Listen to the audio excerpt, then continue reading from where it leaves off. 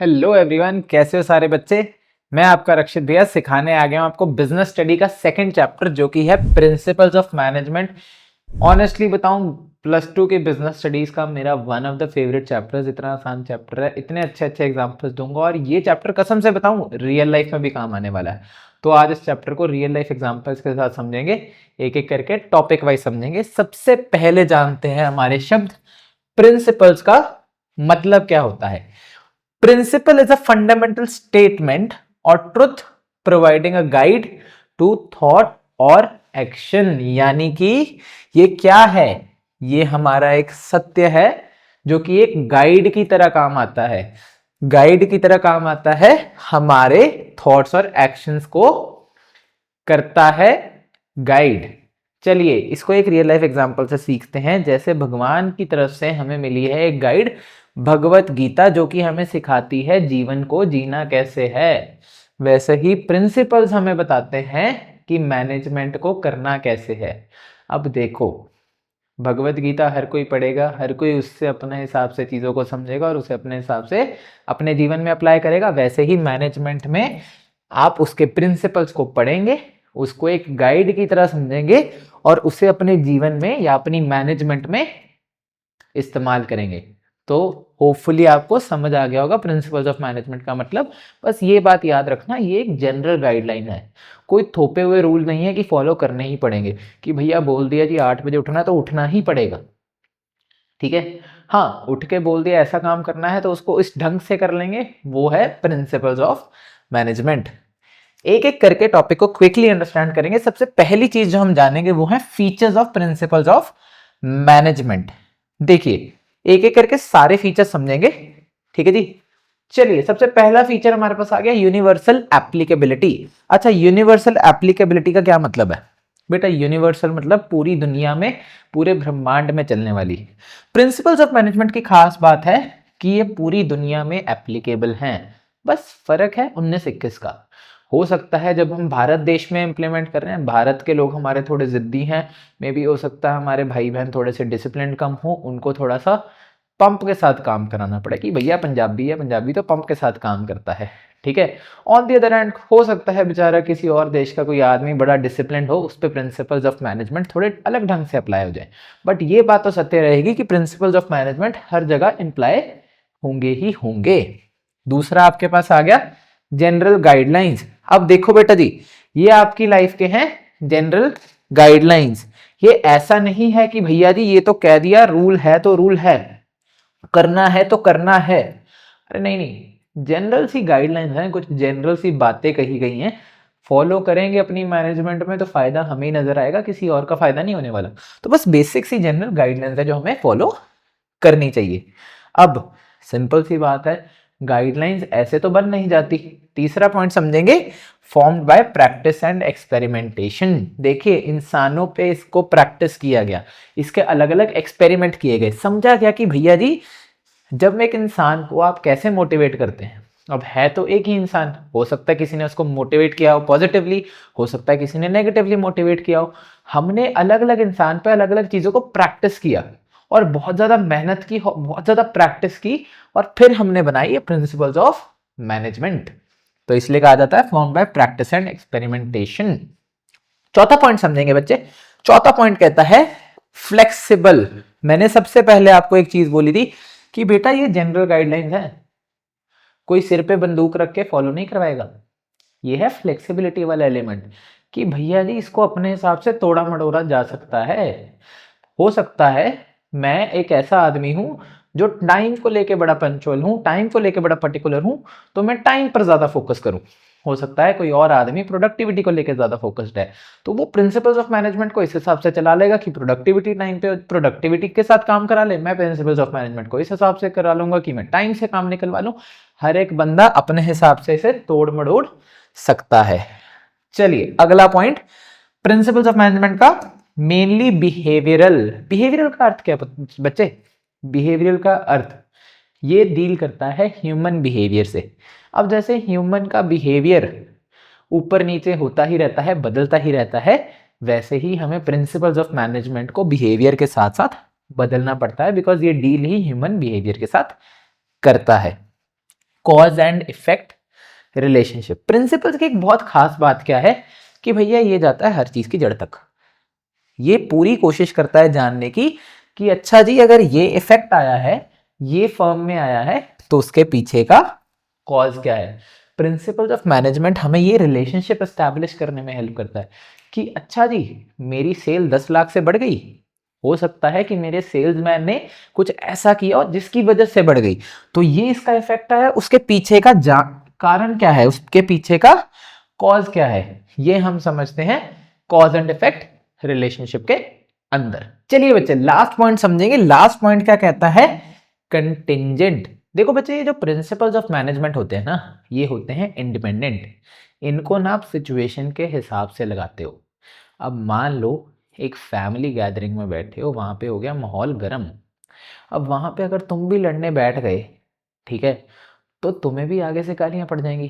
तो ऐसी सिचुएशन में शांत रह के काम कराओ।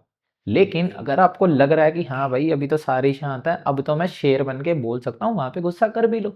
पता है गुस्सा कर भी लोगे, क्या पता तुम्हारी बात ही सुनी जाए। प्रिंसिपल्स ऑफ मैनेजमेंट भी कुछ इस तरह के ही होते हैं। सिचुएशन को जानते हैं, सिचुएशन को परखते हैं और उस सिचुएशन के हिसाब से प्रिंसिपल्स ऑफ मैनेजमेंट को अप्लाई किया जाता है। अब आपके रक्षित भैया बैठे हैं, समझा दिया, याद करने का तरीका भी तो बताएंगे ना। बड़ा सिंपल सा तरीका है यार, हाउ टू रिमेंबर, पहले वीडियो देखी होगी। हर एक का वर्ड जो जो याद करने वाला है मैंने आपको अंडरलाइन कर दिया है। यू से यूनिवर्सल एप्लीकेबिलिटी, जी से जनरल गाइडलाइंस, पी से प्रैक्टिस, एफ से फ्लेक्सिबल, बी से बिहेवियरल, सी से कॉज और सी से कंटिंजेंट। याद करने का तरीका, उस गर्ल पर फुल भरोसा कटा कंप्लीटली। देखा भी, सिंपल सा तरीका, फनी सा तरीका आ गया भैया। उस गर्ल पर फुल भरोसा कटा कंप्लीटली, इससे याद कर लेना, 1 मिनट में टॉपिक याद हो जाएगा और जिंदगी में कभी भी फीचर्स भूलेंगे नहीं। हाँ लड़की भूल जाएगी, फीचर्स नहीं भूलेंगे। लेकिन चलिए बच्चे अगला टॉपिक समझते हैं, सिग्निफिकेंस ऑफ मैनेजमेंट। एक एक करके समझेंगे कि भैया जी इस मैनेजमेंट, प्रिंसिपल्स ऑफ मैनेजमेंट की सिग्निफिकेंस क्या है, कि भैया जी ये जरूरी क्यों है, इसका काम क्या है। सबसे पहला काम जो इसका समझेंगे, provide managers useful insight to reality. देखिए अब रियल लाइफ सिचुएशन बहुत अलग होती है, किताब बहुत अलग होती है। जब आपको प्रिंसिपल्स ऑफ मैनेजमेंट पता होंगे, उसमें ऑलरेडी कुछ ऐसी चीज आ चुकी होगी जो रियल लाइफ में पहले हो चुकी होगी, और आपको एक इनसाइट मिल जाएगा कि ऐसी सिचुएशन में आपको करना क्या है। तो ये मैनेजर्स को एक यूजफुल इनसाइट प्रोवाइड करता है। दूसरा, मैनेजर साइंटिफिक डिसीजंस ले पाता है। आगे हम एक चीज पढ़ेंगे, FW टेलर द्वारा बताई गई, कि ये साइंस है, रूल ऑफ थंब नहीं है। मतलब ये कोई अंगूठा छाप रूल नहीं है, प्रॉपर साइंस के बेस पे, एक्सपेरिमेंटेशन के बेस पे बनी हुई चीज है। तो जो डिसीजंस हैं वो साइंटिफिक डिसीजंस आते हैं, ऐसे ही नहीं कि जिसका रिजल्ट्स आपको पता नहीं। इसके रिजल्ट्स बहुत कैलकुलेटेड होता है, बिकॉज वो डिसीजन साइंस द्वारा लिए जाते हैं। अगला, optimum utilisation of resources and साथ में इफेक्टिव एडमिनिस्ट्रेशन में भी मदद करता है। देखिए सिंपल सी बात अगर मैं करूं, हमारी फर्म में रिसोर्सेज हैं, बहुत जरूरी है कि हम उन रिसोर्सेज का सही इस्तेमाल करें। अगर हम प्रिंसिपल्स ऑफ मैनेजमेंट को सही ढंग से अप्लाई करें तो हम उन रिसोर्सेज से अपना बेस्ट वर्जन निकाल सकते हैं, अपना बेस्ट दे सकते हैं। That is why optimum utilisation of resources के लिए ये चीज बहुत ज्यादा जरूरी है। अगला पॉइंट समझेंगे, मीटिंग चेंजिंग एनवायरमेंटल रिक्वायरमेंट। देखिए हमारे इन्वायरमेंट बदलता रहता है, हम ये जान चुके हैं कि हमारा बिजनेस एनवायरमेंट बहुत ही ज्यादा डायनामिक है, नेचर में बदलता रहता है। अब हमने फीचर्स में पढ़ा था कि सिचुएशन के साथ साथ प्रिंसिपल्स ऑफ मैनेजमेंट भी बदलते हैं। तो ये हमें बदलते हुए एनवायरमेंट सिचुएशन से भी जूझने में हेल्प करता है। अगला पॉइंट, फुलफिलिंग सोशल रिस्पॉन्सिबिलिटीज। जैसे कि मैंने आपको पहले भी बताया था कि हमारा सोसाइटी के प्रति भी एक ऑब्जेक्टिव बनता है, क्योंकि अगर हमें लंबा सर्वाइव करना है तो हमें सोसाइटी को अच्छी क्वालिटी की चीज प्रोवाइड करनी पड़ेगी। तो प्रिंसिपल्स ऑफ मैनेजमेंट एक गाइडलाइन की तरह आते हैं कि कैसे हम सोसाइटी के लिए भी प्रोवाइड कर सकते हैं, सोशल रिस्पॉन्सिबिलिटीज को भी पूरा कर सकते हैं और बिजनेस में ग्रो भी कर सकते हैं। अगला point, principles of management management training, education और रिसर्च में भी मदद करता है। ट्रेनिंग जैसे कि हमारे प्रॉपर एप्टीट्यूड टेस्ट हो गए, ये सब चीज़ें हो गई, प्रिंसिपल्स ऑफ मैनेजमेंट के बेसिस पर ही बने होते हैं। हमारा जो एजुकेट करना है, उन्हें सिखाना है, वो सब किस पे बना है? Principles of management. जो हमारे एम्प्लॉयज़ पे रिसर्च होनी है, उसके पीछे भी कुछ क्राइटेरियाज होते हैं जिस बेसिस पे रिसर्च करनी है, वो कौन बताता है? वो हमारी ये जनरल गाइडलाइंस यानी कि प्रिंसिपल्स ऑफ मैनेजमेंट बताता है। होपफुली सबको ये समझ आया होगा। अब क्विकली याद करने का तरीका भी समझ लेते हैं कि इसे रिमेंबर कैसे करना है। आई से इनसाइट, एस से साइंटिफिक, ओ से ऑप्टिमम, ई से एनवायरमेंटल, एस से सोशल और एम से management. I study only exam से पहले मॉर्निंग, क्योंकि देखो सिंपल सी बात है, अगर अक्षित भैया के चैनल पे आए हो जल्दी जल्दी सब कुछ सीखना है तो ऑब्वियस सी बात है एक रात पहले ही पढ़ रहे हो या एक ही दिन पहले पढ़ रहे हो। तो हाँ जी, आई स्टडी ओनली एग्जाम से पहले मॉर्निंग, जल्दी जल्दी करेंगे सब कुछ, जल्दी जल्दी क्विकली समझेंगे और ये इसी के साथ सिग्निफिकेंस को खत्म करते हैं और चलेंगे अपने नेक्स्ट टॉपिक पर। चलो बच्चे, आपका नेक्स्ट टॉपिक है साइंटिफिक मैनेजमेंट। अब हमारे गुरुदेव थे F.W. टेलर, इनको फादर ऑफ साइंटिफिक मैनेजमेंट भी कहा जाता है। ये वो थे जो कि फाउंडर थे साइंटिफिक मैनेजमेंट मूवमेंट के। इनका ये मानना था, और ये एक ऐसे प्रसिद्ध हस्ती थे जो कि मशहूर हुए ये कहने के लिए कि भैया जी साइंस के साथ मैनेजमेंट होती है, मैनेजमेंट कोई अंगूठा छाप नहीं है, तुक्के मार के मैनेजमेंट नहीं की जा सकती। मैनेजमेंट करनी है तो उसके लिए प्रॉपर रूल रेगुलेशन लगेंगे और प्रॉपर साइंस लगेगी। चलिए इनकी डेफिनेशन भी पढ़ लेते हैं। ये एक एक्ट है ऑफ नोइंग एग्जैक्टली, एक इंसान को क्या करना है, वो क्या करने के लिए सक्षम है, एंड फिर जब एक बार डिसाइड हो जाए कि उसको आप क्या एक्ट करना है, उसे फिर बेस्ट और चीपेस्ट वे में करना कैसे है। होपफुली समझ आया होगा, बड़ी सिंपल सी डेफिनेशन है। बेस्ट एंड चीपेस्ट से कुछ याद आया? इफेक्टिवनेस एंड एफिशिएंसी, जो हमने चैप्टर 1 के अंदर भी पढ़ा था। तो ये हमारे साइंस के गुरु यही कहते हैं कि भैया जी मैनेजमेंट साइंस के साथ होगी, अंगूठा छाप रूल नहीं है। तो हमारे भैया जी ने कुछ इसके लिए हमें तरीके भी बताए थे जिससे हम प्रिंसिपल्स ऑफ साइंटिफिक मैनेजमेंट कहते हैं। अब इन्होंने प्रिंसिपल्स भी बताए और टेक्निक भी बताए। पहले हम प्रिंसिपल्स पढ़ेंगे, फिर हम टेक्निक पढ़ेंगे।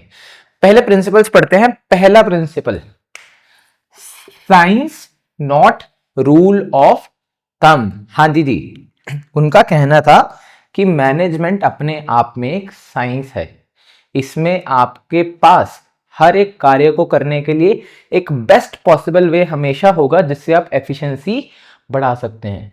तो अंगूठा छाप या तुक्के मारना बंद करो कि पहले एक तरीका ट्राई कर लिया, दूसरा तरीका ट्राई कर लिया, तीसरा कर लिया। हर कार्य को करने का एक बेस्ट तरीका होगा और उस तरीके को करो और उससे रिजल्ट्स ले आओ, तभी आपका काम एफिशिएंटली हो पाएगा। Next, harmony not Discord. अब जब हम बात करते हैं हार्मनी नॉट डिस्कॉर्ड, इसका क्या मतलब है कि भैया जी जो मैनेजर और वर्कर हैं उनके बीच में आपस में रिलेशन होना बहुत ज़्यादा ज़रूरी है और अच्छा रिलेशन होना बहुत ज़्यादा ज़रूरी है, तभी हमारी मैनेजमेंट जो है वो सक्सेसफुल हो पाएगी। बिकॉज बात क्या है कि अगर इनमें आपस में ही मतभेद होगा तो काम सही तरीके से नहीं होगा। ठीक है जी। तीसरा, अब ये हार्मनी नॉट डिस्कॉर्ड से काफी ज्यादा मिलता जुलता है। ठीक है जी, ये क्या है? कॉपरेशन नॉट इंडिविजुअलिज्म, मतलब हमें अपने इंडिविजुअल गोल्स पे फोकस नहीं करना चाहिए, सिर्फ अपनी इंडिविजुअलिटी पे फोकस नहीं करना चाहिए, मिलकर कॉपरेट कर कर काम करते रहना चाहिए और कॉपरेट करके ग्रो करते रहना चाहिए। मैनेजमेंट को वर्कर के बारे में सोचना चाहिए और उसके हालात के बारे में सोचना चाहिए, और वर्कर्स को भी बिना बात के स्ट्राइक्स पे नहीं जाना चाहिए और बिना बात के अपने मैनेजर्स को तंग नहीं करना चाहिए। चलिए इसका आखिरी पॉइंट पढ़ेंगे। Development of each and every person to his और her greatest efficiency and prosperity. हर एक इंसान जो आपकी फर्म में काम करता है उसको बेस्ट एफिशिएंसी तक लेके जाओ और बेस्ट उसकी प्रोस्पेरिटी तक लेके जाओ। इसके लिए सबसे पहला काम क्या करना पड़ेगा? सबसे पहले हमें जानना पड़ेगा वो इंसान कौन सी फील्ड में ऑलरेडी अच्छा है। जब हम जान लेंगे वो कौन सी फील्ड में ऑलरेडी अच्छा है, फिर हम उसे उस फील्ड में सेट करेंगे जैसे हम स्टाफिंग में करते हैं। हाँ जी, वो करने के बाद जब आपने उसको उस फील्ड में सेट कर दिया, देखो इंसान एक ऐसा है जो कि पूरी जिंदगी सीखता रह सकता है। हाँ जी, अब उसको सिखाना है, सिखाना बड़ा सिंपल काम है। उसके लिए उसको हम प्रॉपर एजुकेशन और ट्रेनिंग प्रोवाइड करेंगे ताकि उसका स्किल सेट और ज्यादा शार्प होता जाए और वो एक अच्छे लेवल पे एफिशिएंट और प्रॉस्परस हो पाए। इससे फर्म की भी ग्रोथ होगी और इंडिविजुअल ग्रोथ भी होगी। अब रक्षित भैया के चैनल पे आए हो, ऐसा तो हो नहीं सकता कि आपको इजी तरीका सिखाए ना, 2 मिनट लगाएंगे, इजी तरीका सिखा देंगे। एस माने साइंटिफिक, एच माने हार्मनी, सी माने कॉपरेशन, डी माने डेवलपमेंट। मतलब शादी होते करियर डाउन। चलिए ठीक है जी, शादी होते करियर डाउन, ये एक तरीका है जिससे मैंने आपको सिखा दिया कि कैसे प्रिंसिपल्स ऑफ साइंटिफिक मैनेजमेंट को आप याद कर सकते हैं। ऐसी बात नहीं है, बड़े जने ऐसे हैं शादी के बाद भी अच्छा ग्रो करते हैं, पार्टनर अच्छा मिल जाए। तो ये तो सिर्फ एक तरीका है जिससे मैं आपको सिखाना चाहता था। होपफुली आपको समझ आया होगा। बाकी अगर आपको इसके डिटेल्ड नोट्स चाहिए वो आपको लिंक में मिल जाएंगे। चलिए बच्चे, अब हम समझेंगे टेक्निक्स ऑफ साइंटिफिक मैनेजमेंट जो कि एफडब्ल्यू टेलर ने बनाई थी। ऑलरेडी हम प्रिंसिपल्स पढ़ चुके हैं, अब हम टेक्निक्स पढ़ेंगे। टोटल उसकी 7 टेक्निक्स थी। एक एक करके हर टेक्निक को डिटेल में पढ़ेंगे और टेक्निक को समझेंगे, बिकॉज इससे रिलेटेड बहुत बारी केस स्टडी आती है कि कौन सी टेक्निक का यूज किया गया है, तो ध्यान से समझना। सबसे पहले हमारे पास आ जाता है फंक्शनल फोरमैनशिप। बच्चे ये जो प्रिंसिपल या टेक्निक है ये स्ट्रेट अप फोकस करता है स्पेशलाइजेशन पे। उनका ये मानना था कि अगर हम हर टास्क के लिए एक स्पेशलाइज्ड इंसान रखेंगे तो वर्क क्विक भी होगा और काफी ज्यादा एफिशिएंट भी होगा। इसी वजह से उन्होंने क्या किया था, फैक्ट्री मैनेजर के आगे 2 पोस्ट निकाल दी थी अलग अलग तरीके की। एक तो उन्होंने प्लानिंग ऑफिसर्स बना दिए थे, एक उन्होंने प्रोडक्शन ऑफिसर्स बना दिए थे। अब प्लानिंग ऑफिसर्स में उनके पास 4 तरह के प्लानिंग ऑफिसर्स और 4 तरह के प्रोडक्शन ऑफिसर्स। ये जो प्लानिंग ऑफिसर्स थे ये सारा प्लान डेवलप करते थे कि प्रोडक्शन होगी कैसे, और ये एक्चुअली प्रोडक्शन के काम को देखते थे। चलिए शुरू करेंगे अब ध्यान से। इंस्ट्रक्शन कार्ड क्लर्क, ये प्रॉपर इंस्ट्रक्शंस निकालते थे, प्रिंट करते थे, सेट करते थे, जो कि वर्कर्स फॉलो करेंगे during their working hours. Root clerk, ये बताते थे कि रूट ऑफ प्रोडक्शन क्या होगा, कैसे प्रोसेस चलेगा। टाइम एंड कॉस्ट क्लर्क, ये पूरी एक टाइम शीट और कॉस्ट शीट बनाएंगे कि इस चीज को बनाने में कितना वक्त लगेगा, इस चीज को बनाने में कितनी कॉस्ट आएगी। डिसिप्लिनेरियन, इनका काम था ये देखना कि डिसिप्लिन जो है वो मेंटेन रहे। मूव करते हैं टुवर्ड्स प्रोडक्शन ऑफिसर। हमारे पास सबसे पहले आ जाता है स्पीड बॉस। ये देखते हैं कि काम जो है सही वक्त पर हो रहा है या नहीं, काम की गति कैसी है, स्पीड कैसी है। फिर हमारे पास आ जाते हैं गैंग बॉस। इनका ध्यान था कि जो काम करने के लिए लोग चाहिए, जो काम करने के लिए मशीन टूल्स चाहिए, वो रेडी है या नहीं है। रिपेयर्स बॉस, नाम से ही समझ आता है कि भैया जी कल को कोई भी मशीनरी में दिक्कत आए तो रिपेयर करने के काम में हेल्प करेंगे। एंड लास्टली इंस्पेक्टर, जो चेक करते थे कि quality of product up to the mark है या नहीं है। इसी के साथ हमारा फंक्शनल फोरमैनशिप का टेक्निक खत्म होता है। अब एक एक करके हम बाकी सारी टेक्निक्स को भी पढ़ेंगे। सबसे पहले हमारे पास आ गई उसके बाद standardisation and simplification of work. एक एक करके दोनों वर्ड को समझेंगे। स्टैंडर्डाइजेशन, इसका क्या मतलब है बच्चे, एक स्टैंडर्ड सेट करना। आप क्या करते हैं, एक स्टैंडर्ड सेट कर देते हैं कि हमारी चीज की जो क्वालिटी है, प्राइस है, वो इस उसका स्टैंडर्ड है, इससे नीचे नहीं जाएगा। इसका एक एग्जांपल देखिए, मैकडॉनल्ड्स जाइए, इंडिया में कहीं पे भी चाहिए, मैकडॉनल्ड्स, सबवे जैसी चेन्स पे जाइए, ऑलमोस्ट आपको एक सिमिलर टेस्ट मिलेगा। एग्जैक्टली सेम नहीं होता, कहीं बड़ी ऊपर नीचे हो सकती हैं चीज़ें, बट एक स्टैंडर्ड सेट है कि उनका जो मैक आलू टिक्की बर्गर है उसका एक ऐसा ही टेस्ट होगा। क्यों? क्योंकि उन्होंने एक ऐसा स्टैंडर्ड सेट किया। तो जब आपको लार्ज स्केल पे ग्रो करना है तो आपको स्टैंडर्ड सेट करने बहुत ज़रूरी हैं अपनी चीज़ों के लिए। तो ये है स्टैंडर्डाइजेशन। दूसरा काम है सिंप्लीफिकेशन। सिंप्लीफिकेशन का मतलब कि फालतू के कामों को ध्यान ना दें, जितने भी फालतू के काम हैं उन सबको रास्ते से हटा दें। चीज़ों को जितना सिंप्लीफाइड रख सकते हैं रखें। अगर कान को ऐसे पकड़ सकते हैं तो उसको ऐसे पकड़ने की कोशिश हम ना करें। जितना सिंपल रास्ता चुनेंगे उतना ही हमारे लिए बढ़िया होगा, उतनी ही जल्दी हमारे काम होंगे। ये समझ आ गया। अब हम पढ़ेंगे मेथड स्टडी। देखिए बच्चे, हर चीज को करने के लिए अलग अलग मेथड्स होते हैं, पर एक बहुत ऑब्वियस सी बात है कि एक मेथड दूसरे मेथड से बेस्ट होता है। मेथड स्टडी में वो हम बेस्ट मेथड निकालते हैं उस काम को करने का। वो है हमारा मेथड स्टडी। अगला हम समझेंगे मोशन स्टडी। देखो बच्चे, काम में दरअसल होता क्या है कि आप बहुत तरह की अलग अलग मूवमेंट्स करते हैं। मान लेते हैं कि मैं बैठकर काम कर रहा हूं और दूसरे कमरे में एक पेंसिल बॉक्स पड़ा है। मुझे पहले पेंसिल की जरूरत पड़ी, मैं दूसरे कमरे गया, पेंसिल उठाई। फिर मेरे को दोबारा इरेजर की जरूरत पड़ी, वो फिर दूसरे कमरे में पड़ी थी, मैं वो उठाने गया।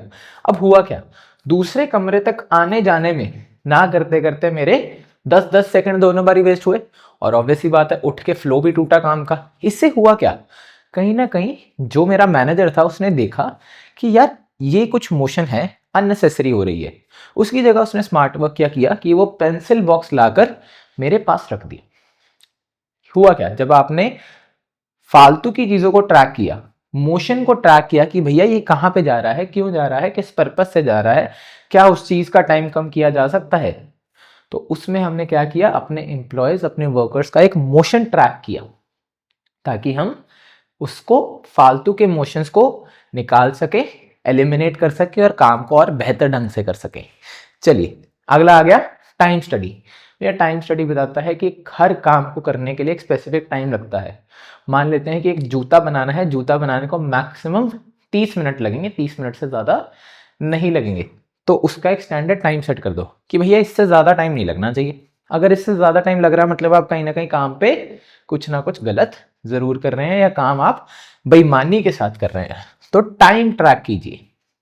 अगला ये है हमारा फटीग स्टडी। देखो ये तो मैं रियल लाइफ में भी प्रिंसिपल अप्लाई करता हूँ, बहुत अच्छा प्रिंसिपल है।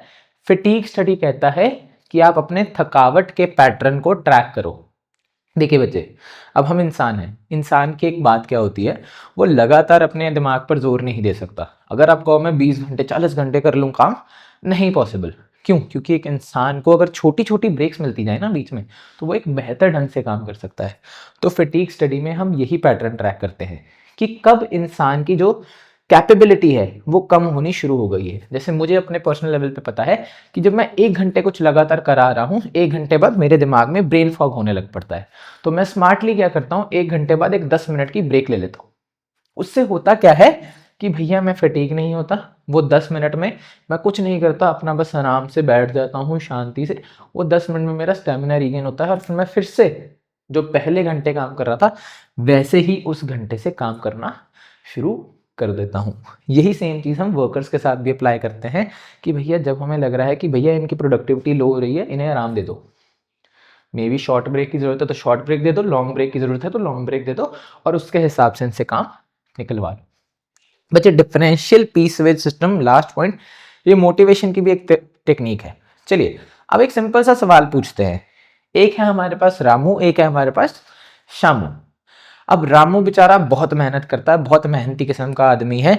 रामू दिन में कमाता है 100 रुपए और वो दिन के बनाता है 20 पीस जूते के। अब दूसरी तरफ हमारे पास है शामू। अब शामू दिन में बनाता है सिर्फ 5 पीस, बट उसके बाबूजी ने दिहाड़ी रखी है फिक्स्ड, तो शामू भी दिन में 100 रुपए कमा रहा है। अब हुआ क्या, रामू बेचारा दिन में 20 पीस कर रहा है, अपना काम ईमानदारी से कर रहा है और वो भी 100 रुपए कमा रहा है, शामू भी 100 रुपए कमा रहा है। क्या ये चीज फेयर है? बिल्कुल नहीं। ये सेम चीज FW टेलर को भी लगी कि भैया ये तो फेयर ही नहीं। इसलिए उन्होंने बनाया डिफरेंशियल पीस वेज सिस्टम कि भैया जितने पीस बनाओगे उस हिसाब से पैसे ले लोगे। दिहाड़ी नहीं है, जितनी जल्दी काम करोगे, जितना ज्यादा काम करोगे उस हिसाब से पैसा मिलेगा। मैंने क्या किया, रेट सेट कर दिया कि हर पीस बनाने पर 10 रुपए मिलेंगे। अब हमारे जो रामू भैया हैं जिन्होंने 20 पीस बनाए थे उनको मिले 200 रुपए, और शामू भैया जिसने 5 पीस बनाए थे उनको मिलेंगे सिर्फ 50 रुपए। इससे हुआ क्या, अब रामू और शामू भैया दोनों जोर से काम करेंगे कि भैया जितने ज्यादा दिन के पीस बनाए, कम से कम कोशिश करेंगे 50 पीस बनाएंगे ताकि हम दिन का 10 रुपए जूते के हिसाब से 500 रुपए तो जरूर कमा के जाएं। इससे क्या हुआ, उनको भी फायदा हुआ और फर्म की ओवरऑल प्रोडक्टिविटी भी बढ़ी। ये है हमारा डिफरेंशियल पीस वेज सिस्टम। अब हम करेंगे इस चैप्टर का आखिरी टॉपिक, ठीक है, बहुत अच्छे से समझा दूंगा ये topic, principles of management by Henry Fayol. अब तक हमने FW टेलर के बारे में पढ़ा था जिन्होंने साइंटिफिक मैनेजमेंट के बारे में बताया था। अब हम पढ़ेंगे हेनरी फेयोल के बारे में। ये थे हमारे एक फेमस फ्रेंच मैनेजमेंट थ्योरिस्ट जिन्होंने मैनेजमेंट को लेके बहुत सारी थ्योरीज निकाली थी, कुछ प्रिंसिपल्स निकाले थे। टोटल इनके द्वारा प्रोवाइड किए गए हमारे पास 14 प्रिंसिपल्स हैं।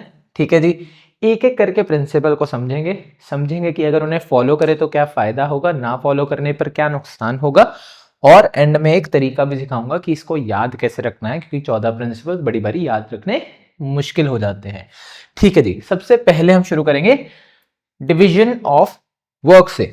हाँ जी बच्चे, डिवीजन ऑफ वर्क ये कहता है कि हमें काम को छोटे छोटे टास्क में डिवाइड कर देना चाहिए। हर काम को छोटे छोटे टुकड़ों में डिवाइड करो, और हर टुकड़े के लिए जो बंदा स्पेसिफिकली अच्छा है उस काम को करने के लिए, स्पेशलाइज्ड है, उस इंसान से काम कराना चाहिए। अब इसको फॉलो करने पर बेनिफिट क्या होगा? हर टास्क एफिशिएंटली और फास्टली हो जाएगा, और कोई भी टास्क बोझ नहीं फील होगा, बिकॉज हर टास्क एक छोटे छोटे टुकड़े में डिवाइड हो चुका है। और सिमिलरली अगर इसको नहीं फॉलो करोगे तो स्पेशलाइजेशन का बेनिफिट आपको मिलेगा नहीं, और कहीं ना कहीं फर्म की जो प्रोडक्टिविटी है वो लो हो जाएगी। सेकंड पॉइंट समझेंगे, अथॉरिटी एंड रिस्पॉन्सिबिलिटी। बच्चे ये है आपके पास अथॉरिटी, ये है आपके पास रिस्पॉन्सिबिलिटी। अगर आपकी अथॉरिटी बढ़ा दी जाती है तो उसी के साथ साथ आपकी रिस्पॉन्सिबिलिटी को भी बराबर मात्रा में बढ़ा देना चाहिए। क्योंकि देखो सिंपल सी बात है, हमने सीखा था ना, टॉप लेवल मैनेजर्स के पास सबसे ज्यादा अथॉरिटी होती है, बट सबसे ज्यादा रिस्पॉन्सिबिलिटी भी उनके सर पर ही होती है। अगर कुछ भी गलत हुआ तो किसको पकड़ा जाएगा? टॉप लेवल मैनेजर को। इसलिए कहते हैं अथॉरिटी और रिस्पॉन्सिबिलिटी हैंड इन हैंड जाने चाहिए। अगर आपके पास ज्यादा अथॉरिटी है तो आपको ज्यादा रिस्पॉन्सिबिलिटीज फुलफिल करनी पड़ेंगी। इससे क्या होगा कि एक तो लोगों को रियलाइज होगा कि हाँ जी भैया, हमारी अगर अथॉरिटी बढ़ी है तो फ्री में नहीं बढ़ी, हमें और कुछ काम भी करना पड़ेगा, जिससे लोगों का मोराल बूस्ट होगा। और अगर इसको नहीं फॉलो करेंगे तो क्या होगा? या तो ऐसा हो जाएगा कि अथॉरिटी एक इंसान के पास बहुत है पर वो वेला है, तो वो बस लोगों के कामों में दोष निकालेगा, बिकॉज वही होता है कि जब वेले इंसान के हाथ में ज्यादा पावर दे दो तो वो बिना बात का नुक्स निकालता है दूसरों के कामों में और अथॉरिटी का मिसयूज करता है। और सिमिलरली अगर किसी पे रिस्पॉन्सिबिलिटी जरूरत से ज्यादा डाल दो और उसके पास किसी चीज की अथॉरिटी ना हो, तो वो ना करते करते बेचारा इंसान पागल हो जाएगा और उसका दिमाग काम करना बंद करेगा, और उसको लगेगा कि पता नहीं, मैं शायद एक नौकर ही हूं जो बस इनके लिए पागलों की तरह काम कर रहा हूं और मेरे पास किसी चीज का कोई अधिकार नहीं है। दोनों केस में डिससेटिस्फैक्शन तो आएगी ही आएगी। Next, discipline. बच्चे ये पॉइंट तो बहुत सिंपल सी बात है, जीवन में भी कुछ करना हो, मैनेजमेंट में कुछ करना हो, हर चीज में आपको एक चीज की जरूरत तो पड़ेगी, डिसिप्लिन। अगर आप डिसिप्लिन नहीं है, डिसिप्लिन के साथ फर्म में काम नहीं हो रहा, तो क्या होगा कि लोगों के अंदर धीरे धीरे सस्पिशन आना लग पड़ेगा कि क्या यार हम सही चीज में काम कर भी रहे हैं या नहीं। और अगर डिसिप्लिन से हर काम होगा तो ऑटोमेटिकली एफिशिएंसी तो बढ़ेगी। इस पॉइंट पे इतना गौर देने की जरूरत नहीं, बड़ा सिंपल सा पॉइंट है। बच्चे अगले 2 पॉइंट मैं साथ में समझाऊंगा, क्योंकि बहुत बारी पेपर में इसका डिफरेंस का चार्ट आ जाता है, तो आपको ये बड़े ध्यान से समझने हैं दोनों पॉइंट्स, और पूरे ध्यान से समझने की कोशिश करनी है। पहले समझेंगे unity of command.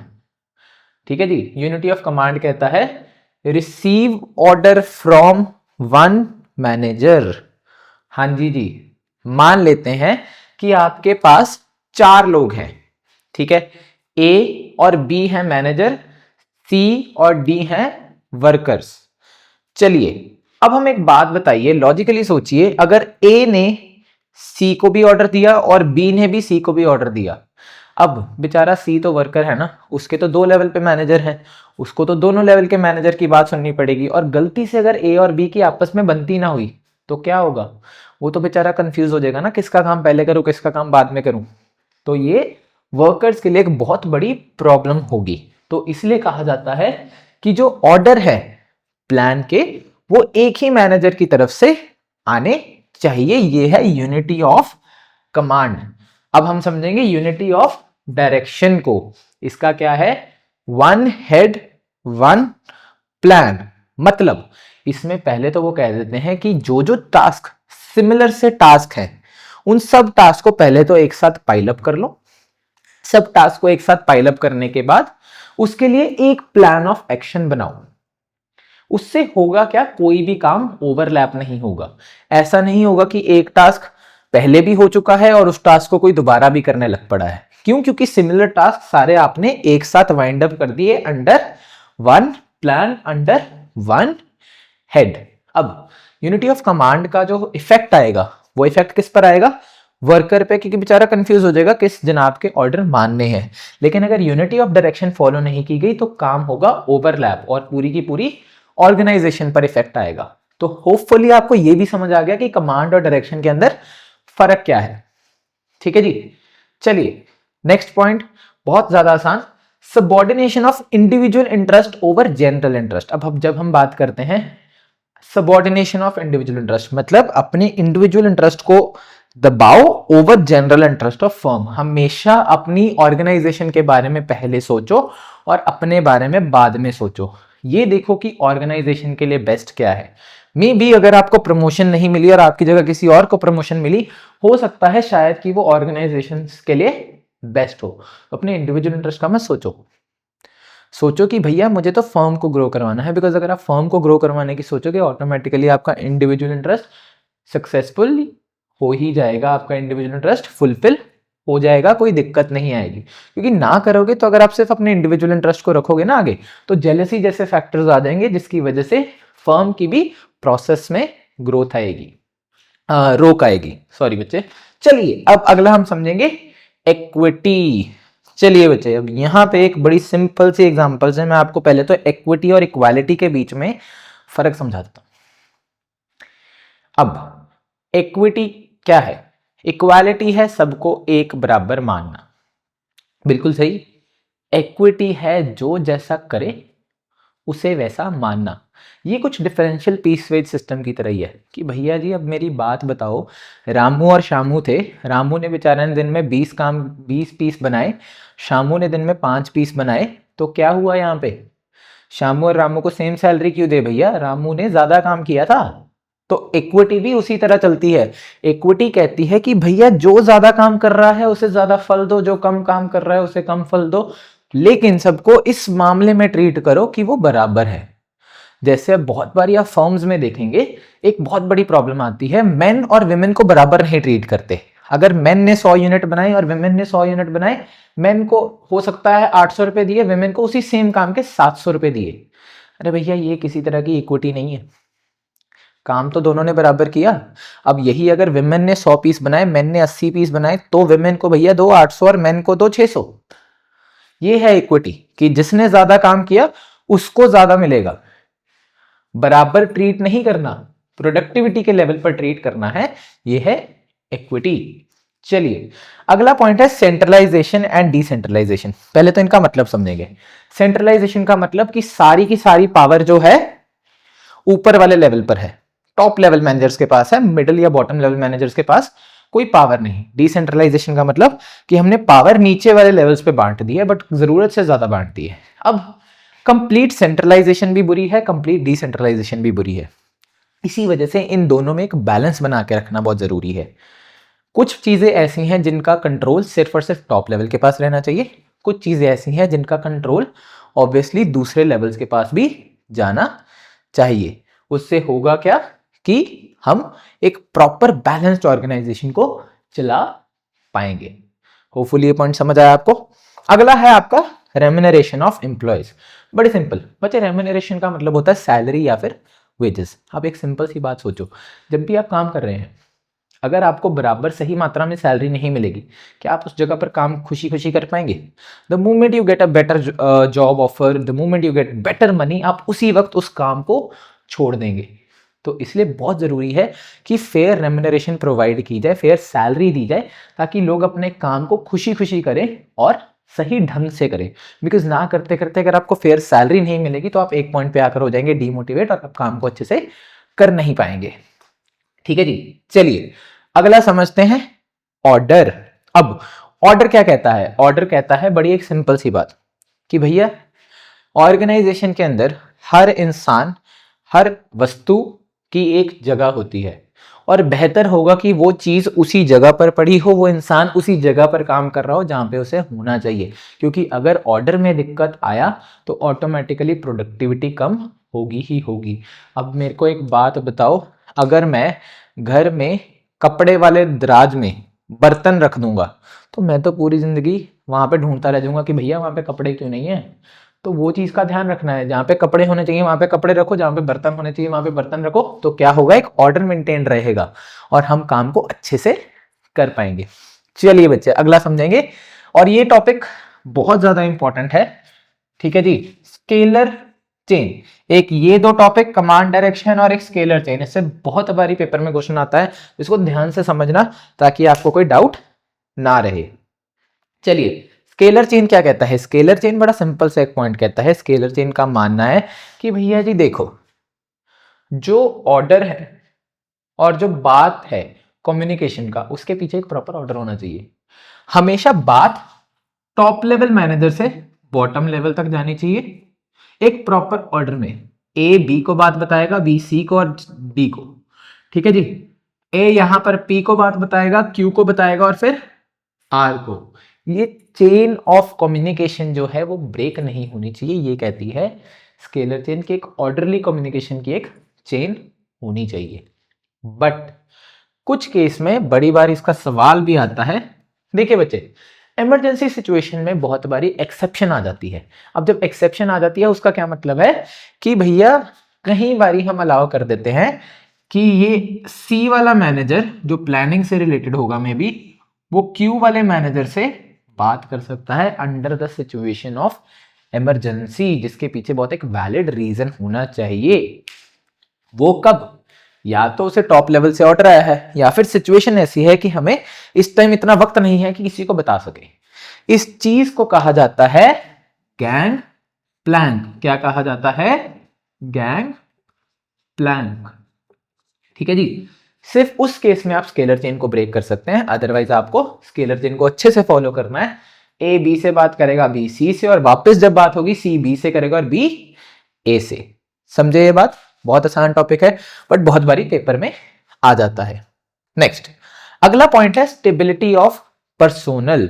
Stability of personnel का मतलब कि जो हमारे एम्प्लॉयज हैं उसको एक स्टेबल एनवायरनमेंट नजर आना चाहिए, उसकी एक स्टेबल सैलरी होनी चाहिए, उसका एक स्टेबल वर्किंग फिक्स टाइम होना चाहिए, स्टेबल वर्किंग आवर्स और एक स्टेबल ड्यूरेशन होना चाहिए जिसके लिए वो कम से कम रहे। इससे क्या होगा कि एम्प्लॉय के अंदर आएगी जॉब सिक्योरिटी और वो खुशी खुशी काम करेगा और वो डर में काम नहीं करेगा कि यार हमारे बॉस का पता नहीं कल ही निकाल दे तो काम पता नहीं कैसे करना है। ठीक है जी, तो स्टेबिलिटी ऑफ पर्सोनल बहुत जरूरी है, क्योंकि एक एम्प्लॉय अगर आपकी फर्म को लॉन्ग टर्म जानता है ना तो वो आपके फर्म के लिए बेटर काम कर पाएगा, क्योंकि इसको आपके फर्म की वर्किंग बहुत अच्छे से पता है, बिकॉज वो उस फर्म का पार्ट काफी देर तक एक स्टेबल पार्ट रह चुका है। इसलिए स्टेबिलिटी ऑफ पर्सोनल ग्रोथ के लिए बहुत जरूरी है। अगला हम समझेंगे इनिशिएटिव।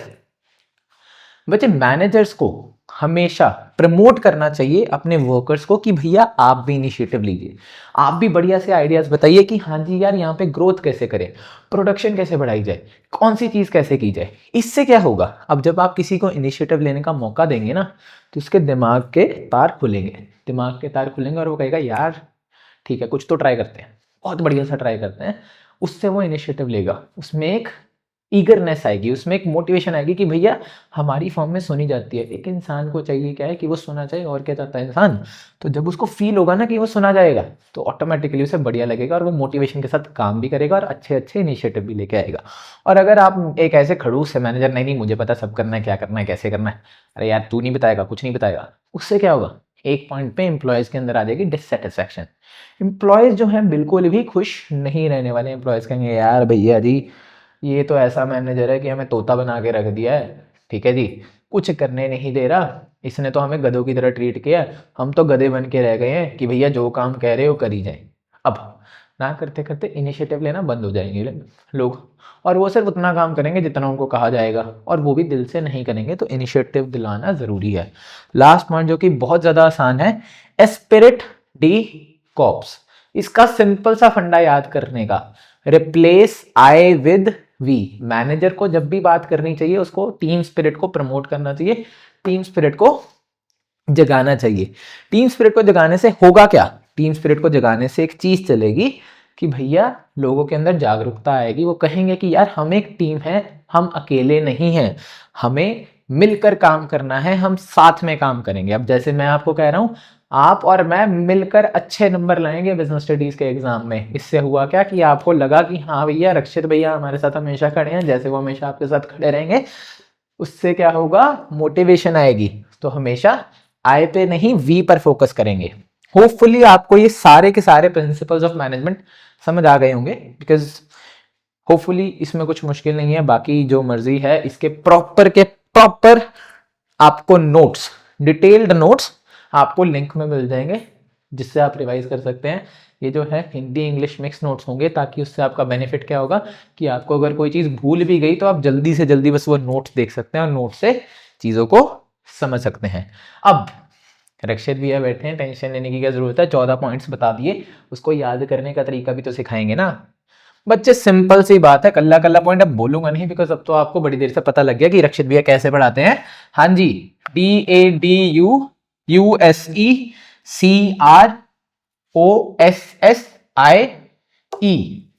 इसको याद करने का तरीका बना दिया भैया दादू यूज क्रॉस आइस।